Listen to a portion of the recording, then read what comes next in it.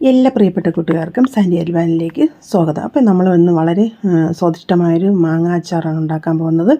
വളരെ ടേസ്റ്റുള്ളതാണ്, വേഗത്തിൽ തന്നെ ഉണ്ടാക്കിയെടുക്കാൻ പറ്റും. അപ്പം നമുക്ക് അതിന് വേണ്ടുന്ന ഞാനൊരു 4 മാങ്ങ എടുത്തിട്ടുണ്ട്.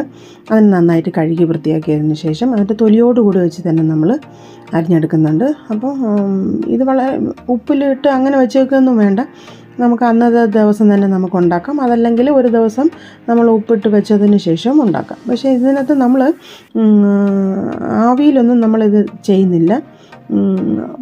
മുളക് പൊടി അങ്ങനെയൊക്കെ ഉള്ളത് ചേർത്ത് നമ്മൾ കടുക് വറുത്തൊക്കെ എടുക്കുന്നേ ഉള്ളൂ. പക്ഷേ നമ്മൾ ചട്ടി അടുപ്പിൽ നിന്ന് ഇറക്കിയതിന് ശേഷം മാത്രമാണ് നമ്മൾ ഈ അച്ചാറിടുന്നത്. അപ്പോൾ അത് പ്രത്യേകം ശ്രദ്ധിക്കുക. മാങ്ങ അച്ചാർ ഇപ്പോൾ പല രീതിയിൽ ഇടുന്നവരുണ്ട്, നമ്മൾ ആ ചൂടിൽ തന്നെ ആക്കിയെടുക്കുന്നവരുണ്ട്. അപ്പോൾ നമ്മൾ നന്നായിട്ട് അരിഞ്ഞ് ഒരു പാത്രത്തിലോട്ട് ആക്കിയതിന് ശേഷം നന്നായിട്ട് എത്രത്തോളം ഉപ്പ് ആവശ്യമുണ്ടോ ആ ഉപ്പൊന്ന് തിരുമ്മി വയ്ക്കുക.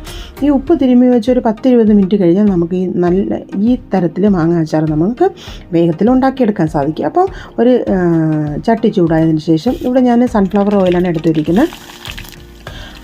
കടുക്, പിന്നെ നമ്മുടെ ഉലുവ, ഇഞ്ചി, വെളുത്തുള്ളി, കറിവേപ്പില എല്ലാം കൂടെ നന്നായിട്ടൊന്ന് വഴറ്റിയെടുക്കുക. അപ്പം തീർച്ചയായിട്ടും നിങ്ങൾ എൻ്റെ ചാനൽ വാച്ച് ചെയ്യുക, ലൈക്ക് ചെയ്യുക, ഷെയർ ചെയ്യുക, നിങ്ങളുടെ വിലയേറിയ അഭിപ്രായങ്ങൾ അറിയിക്കുകയും വേണം. കുറച്ച് ഉപ്പ് കൂടെ നന്നായിട്ട് നമ്മൾ അതിനകത്തോട്ടൊന്ന് ഫ്രൈ ആക്കി കൊടുക്കുക.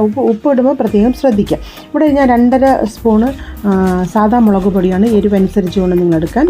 നിങ്ങൾ കാശ്മീരി ചില്ലി ഉപയോഗിച്ചാൽ മതി. എനിക്ക് ഇച്ചിരി എരിവ് വേണമെന്നുള്ളതുകൊണ്ട് ഞാൻ അങ്ങനെ തന്നെ ഇച്ചിരി എരിവ് കൂട്ടി എടുത്തു. പിന്നെ നമ്മൾ ആവശ്യത്തിന് കായം കൂടി ഇട്ട് കൊടുത്ത് നന്നായിട്ടൊന്ന് വറുത്തെടുക്കുക.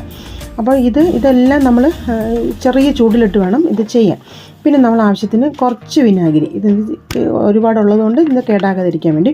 അടുത്തതാണ് നമ്മൾ ശ്രദ്ധിക്കേണ്ടത്, ഈ മുളക് പൊടിയൊന്നും കരിഞ്ഞു പോകാനും പാടില്ല. ചട്ടി അടുപ്പിൽ നിന്ന് ഇറക്കിയതിന് ശേഷം മാത്രമേ നമ്മളിതെന്ത് ചെയ്യാൻ പാടുള്ളൂ, ഇതിനെ നന്നായിട്ട് ഈ മാങ്ങ നമ്മൾ അതിനകത്തോട്ട് ഉപ്പിട്ട് വെച്ചിരിക്കുന്ന മാങ്ങ ഇട്ട് കൊടുക്കുക. പിന്നെ പ്രത്യേകം ശ്രദ്ധിക്കേണ്ടത്, ഇതിൻ്റെ വെള്ളം ഒഴിച്ച് കൊടുക്കുന്നില്ല, അത് നമ്മൾ മാറ്റി. അപ്പോൾ നമ്മുടെ മാങ്ങാച്ചാർ ഇവിടെ റെഡിയായി കഴിഞ്ഞു. അപ്പോൾ വീണ്ടും അടുത്ത വീഡിയോയിൽ കാണുന്നവരെ ബൈ ബൈ.